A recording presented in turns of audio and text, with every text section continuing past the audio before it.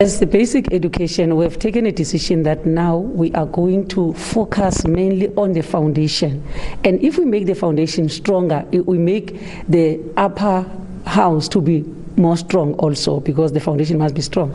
Then on issues of ICT, we say we are taking them to primary schools. That's why we appreciate and welcome what the province of KwaZulu-Natal has done to say, when we build primary schools, we want to resource them to be ICT compliant and also prepare the teachers, because you cannot just make the school to be compliant, yet teachers are still living in the old world. So we are preparing the teachers through teacher development. We're working with the Department of Higher Education to make sure that the teachers that are produced by the universities are the 21st model teachers. They must come. They will not wait for the teacher development to be trained while at work. They come back resourced, but we don't stop the continuous teacher development, because we want to see them ready to attack all the new ICT challenges that they are facing. So that's why we say we resource the primary schools, we resource the special schools, that these learners in the special schools must be exposed to ICT and start to be taught in ICT, and we are also training their teachers. So we really appreciate what the province has done, and which is exactly what DBE is doing. In terms of the resources, Deputy Minister, of ensuring that you achieve this goal, how is the situation looking like? This school, Cosmo Primary, it's a typical ICT compliant school.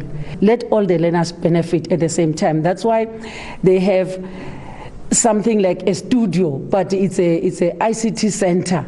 It's done almost in a studio form, that a teacher can teach here and yet teaching in other schools at the same time. That's what we like about this school. And all the classrooms are also connected into the ICT lab.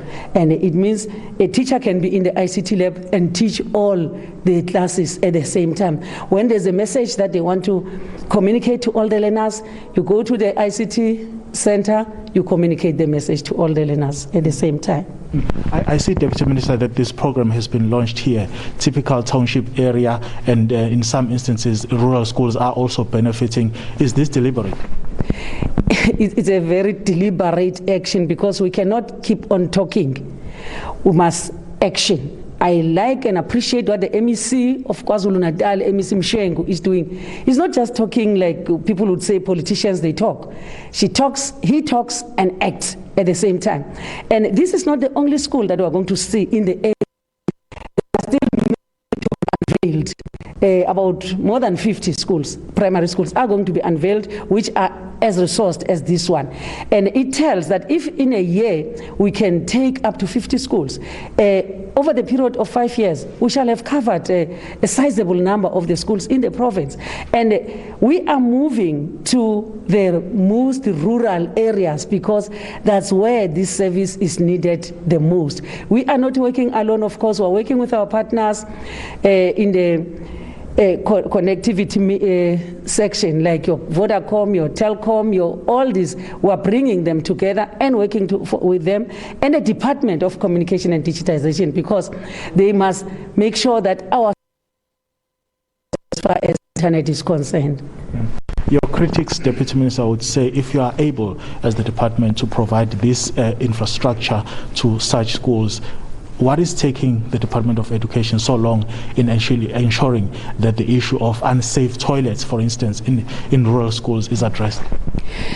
Remember, we live in an unequal society, and South Africa is an inequality nation. So as we are doing this, we are addressing the backlog of infrastructure. Remember, the school here was demolished because it was very old. And it's not the only old school in the area. Many other schools are old. As we demolish them and rebuild new schools, some we don't demolish but we renovate. Some other communities are moving to areas that they never lived before. So we must provide a school.